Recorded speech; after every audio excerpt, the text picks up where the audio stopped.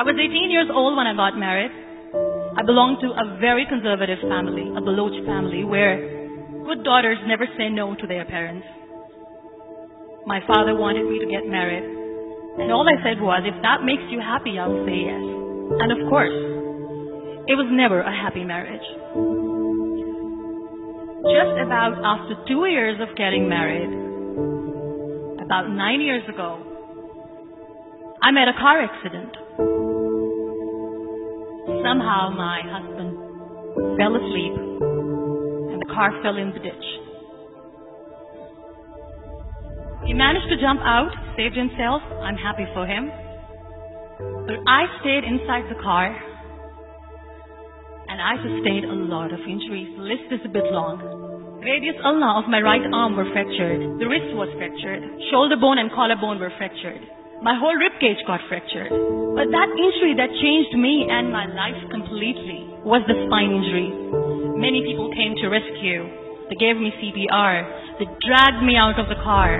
And while they were dragging me out, I got the complete transection of my spinal cord. Those 2.5 months in the hospital were dreadful. I was at the verge of despair. One day, doctor came to me and he said, well, I heard that you wanted to be an artist, but you ended up being a housewife. I have a bad news for you. You won't be able to paint again. Next day, doctor came to me and said, your spine injury is so bad. You won't be able to walk again. I took a deep breath and I said, it's all right.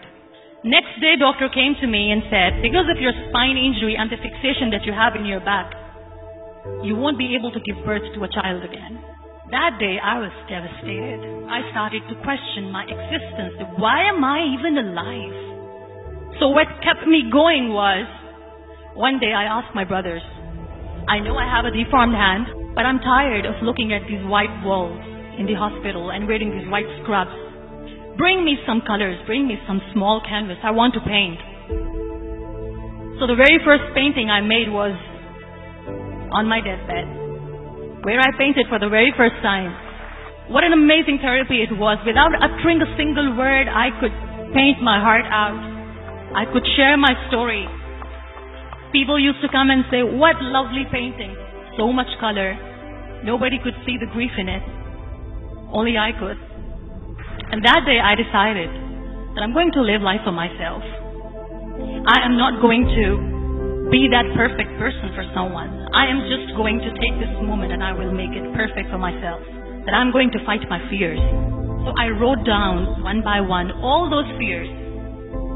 And I decided that I'm going to overcome these fears one at a time. Do you know what was my biggest fear? Divorce. But the day I decided that this is nothing but my fear, I liberated myself by setting him free.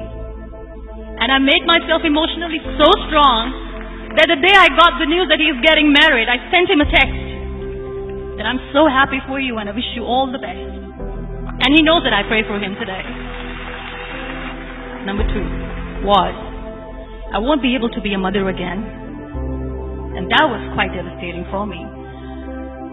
But then I realized there are so many children in the world, all they want is acceptance. So there is no point of crying, just go and adopt one. And that's what I did.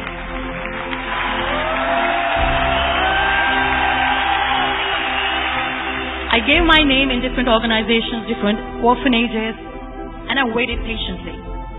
2 years later, I got this call from a very small city in Pakistan. I got a call and they said, are you Muniba Mazari? There is a baby boy and would you like to adopt? I could literally feel the labor pain. Yes, I am going to adopt him. I am coming to take him home. And that day, I was 2 days old, and today he's 6. You know, when you end up being on the wheelchair, what's the most painful thing? People think that they will not be accepted by the people because we, in the world of perfect people, are imperfect. So I decided to appear more in public. I started to paint. I have done a lot of modeling campaigns. I decided that I'm going to join the national TV of Pakistan as an anchor person. I became the National Goodwill Ambassador for UN Women Pakistan, and now I speak for the rights of women, children. I was featured in BBC 100 Women for 2015. I was one of Forbes 30 under 30 for 2016. So when you accept yourself the way you are, the world recognizes you. It all starts from within. We have this amazing fantasy about life. This is how things should work. This is my plan. It should go as per my plan. If that doesn't happen, we give up. I never wanted to be on the wheelchair. Never thought of being on the wheelchair. This life is a test and a trial, and tests are never supposed to be easy. So when you are expecting ease from life, and life gives you lemons, then you make the lemonade, and then do not blame life for that. It is okay to be scared. It is okay to cry. Everything is okay, but giving up should not be an option. They always say that failure is not an option. Failure should be an option, because when you fail, you get up, and then you fail, and then you get up, and that keeps you going. Embrace each and every breath that you are taking. Celebrate your life. Live it. Don't die before your death. Real happiness lies in gratitude.